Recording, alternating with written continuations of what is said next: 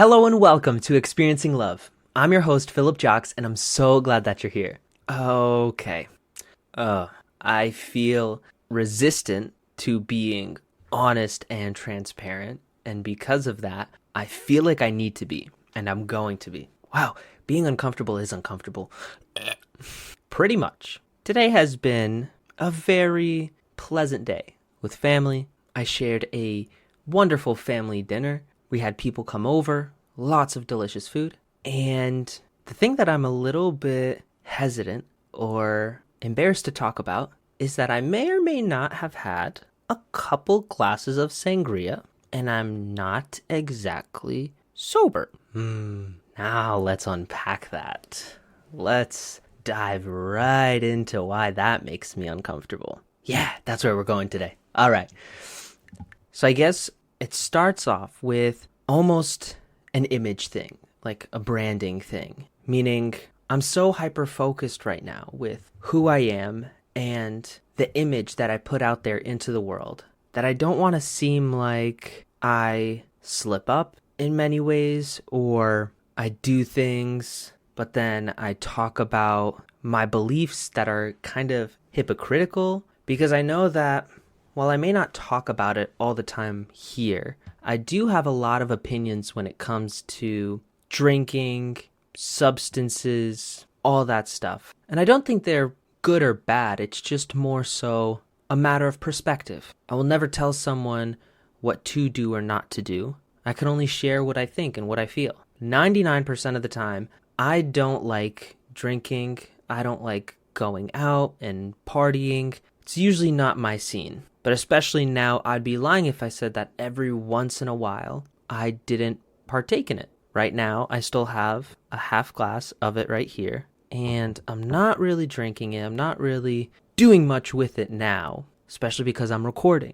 And when I record, I have this idea, this sense of professionalism that I want to put out there. When the get-together was starting and the sangria came out, I feel like it's also important to note that this is my aunt's homemade sangria. It is absolutely delicious. It's like juice, which is probably why I find it so delicious. And so I only ever really have it when she makes it and brings it. And so as soon as they got here and I saw it, I made this split-second decision that I said, I'm home. I trust everybody that's here, because that's another thing I'll talk about later. I feel safe. I'm just going to have a glass. And I tasted it. Remember just how delicious it was. Was about halfway through it before I realized that I haven't recorded today yet. And then I went through a bunch of thoughts in my head of, let me run upstairs, quickly record before I were to get any more drunk, any more intoxicated. And I did come upstairs. I got the entire setup made. I put on the camera, and for one reason or another, which I can't quite remember now what it was, I decided not to record then, and I said, I'll be fine, I'll record later. So I went back downstairs and I had a bunch of food, more drinks, to the point that I definitely pushed myself past a limit for sure and took a hefty nap before recording this episode. So that'll be fun with my sleep schedule later. But if we're going to be honest, I haven't been going to bed before 5 a.m. for like the past week. So there's that.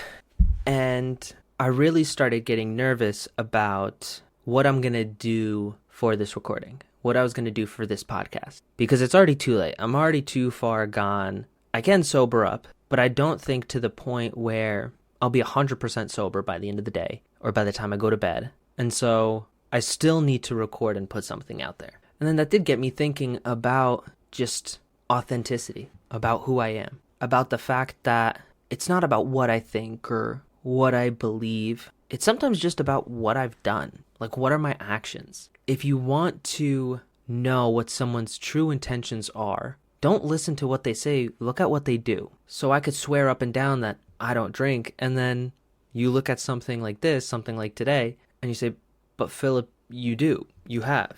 And I guess there's this part of me that really questioned, what does this say about me? I think that's where a lot of us kind of get hung up on our actions, when it's not about a specific action that bothers us, it's the meaning that we give to it. I've had conversations with my family about my sleep schedule. And it's come to my realization that it's not so much the sleep schedule that may bother them, but what it means to them. Because if I were to work a job that starts at, say, 8 p.m. and goes until 5 a.m., well then no one would have a problem with me going to sleep at 6 a.m. every day. But without that job, going to sleep at 6 a.m., well, that catches more people's attention. And it became clear to me when I thought about it in this way, from this perspective, that, oh, it's not the idea of going to sleep at 6 a.m. that bothers people. It's more so the details and what that means to them. What does it mean that I go to sleep that late? Because the way I feel about it is that as long as you're getting the 8 hours of sleep-ish that you need, why does it matter so much at what hours those are? And of course, that question could be answered by sleep specialists, sleep doctors, sleep scientists. I'm none of those. And so I can't really answer that question. And I also know that 99.9% of the people in my life also can't answer that question, not from a place of really knowing or testing. Maybe it's from reading research. Totally fair. I don't know. I feel like that's a weird tangent to go off on right now. But it's all to say that it's more about what's the meaning we give to it. What does it mean to me that I drank before recording, and now I'm going online and putting a version of myself out there that's not sober, not completely controlled, maybe. Control. That's another thing for me. Control is such a funny thing in that we all want it. We all want some idea, some sense of control, and 95% of things out there we can't control. Yet the things we can control, most people don't. They choose not to. I've talked about it here before that controlling one's emotions, controlling one's thoughts and one's actions, that's something we can do. Most people do it subconsciously, and they try to control everything else. They try to control the other people in their lives. They try to control their schedules. They try to hyper optimize everything, workouts, food, sleep, everything. And I acknowledge that there is that need and that desire in me for control. Or maybe a better word is certainty. It's not that I need to be in control of everything. It's that I want to be certain that certain things will happen. I'll feel a certain way. So I usually have a problem with drinking for myself with a lack of control. And that I know I have a base level of control. I know that my foundation's pretty strong. Even now, throughout this day, I found myself still having that dialogue, questioning myself, asking different questions, getting different answers, not really just living subconsciously, but being conscious and deliberate and intentional about what I was saying and doing. And I also know that in this state, my inhibition goes down wildly. It's alcohol. We all know what it does. And because I haven't drank in many, many, many months now, I can't actually remember the last time I drank. So it was probably last year or at the beginning of this year. My tolerance is really low and it hits me hard, really fast. And I know that if I was in an environment where I don't feel safe and I don't feel like I have some ability to control my surroundings, I get really anxious, at least with the first drink. And then almost to ease the nerves, I drink more and more. I usually don't like to drink because of a fear, actually. I don't like to drink out of a fear that I can go off the deep end, so to say. I know that I can have addictive tendencies. I've showed them before, whether they're with video games. Oh, this is going to get real vulnerable. With masturbation or pornography. I do have a history of that. Food is one of my favorite addictions. I just know that I have that gear inside of me. I know that there is this ability to overindulge in one specific thing. And the fear comes with not wanting alcohol or other substances to be that thing that I overindulge in. Wow. My brain just full stopped.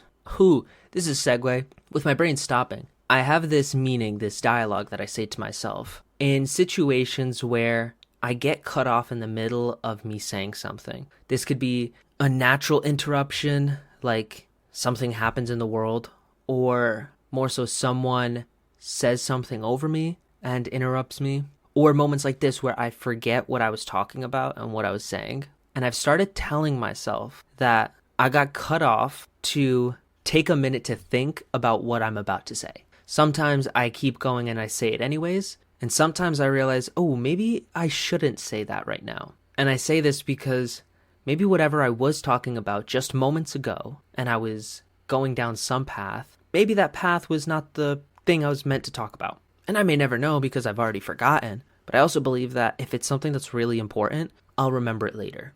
It'll come back to me. I never worry about losing ideas for the same reason. If an idea is important enough and impactful enough, it'll come back to me if there's absolutely no other way that I can write it down or take action on it. And so whatever I was going to say, if it's that important, I'll remember and I'll be able to say it. And here I am now. I have recorded most of this. I don't believe I've made a fool out of myself. And I think I've only been more transparent, more real and authentic to who I am. Because I also need to stop comparing myself to some of these other podcast shows that I see out on the internet, out on YouTube and Spotify. I'm not those shows right now. I may find it cool to be those shows later, especially if I'm interviewing people.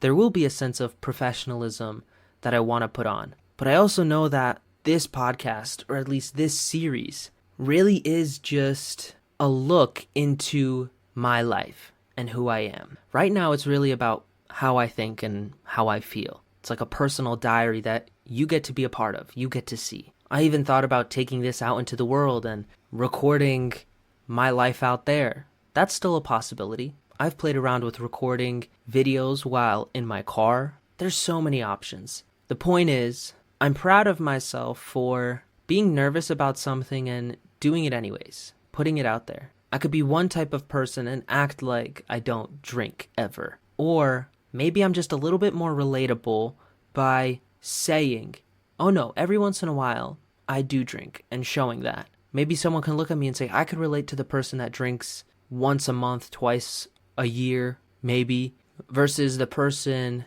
that never drinks, never smokes, never does anything. Well, I'm actually a little bit of both. Fun fact, I have never done drugs because of that fear I mentioned before. The only thing I've ever done was drink a little, and even that is, I could count the number of times I've gotten like drunk on my hands. I think just recently I had to use the second hand. So I feel like that says something, especially being 23 years old with today's youthful culture, I guess I'll call it. Why do I sound so old saying that? What? Dude. Real time disappointing myself. That's crazy. But also, that's who I am. That's like honestly how I feel. Unironically, I'll say to myself, I'm not like the other boys.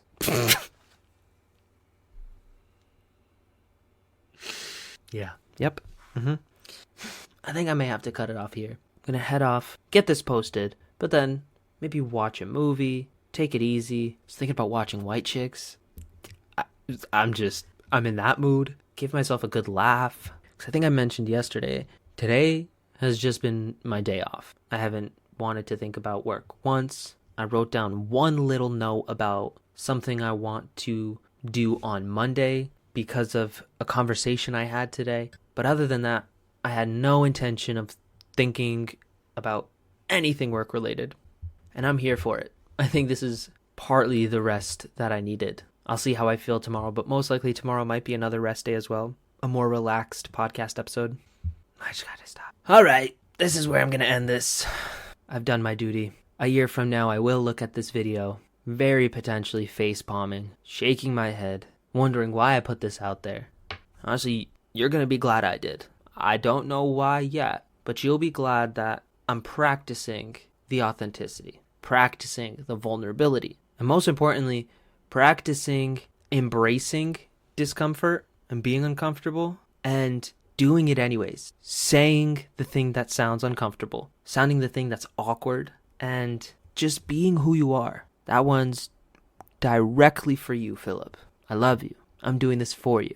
As for the rest of you, thank you so much for being here. Thank you so much for listening. It's always a pleasure to know that at least someone out there may be getting a smile on their face from this. I hope you have an amazing rest of your day, one with lots of laughs and lots of recovery as well. Remember to always fill up with the love, and I look forward to seeing you in the next one. I love you.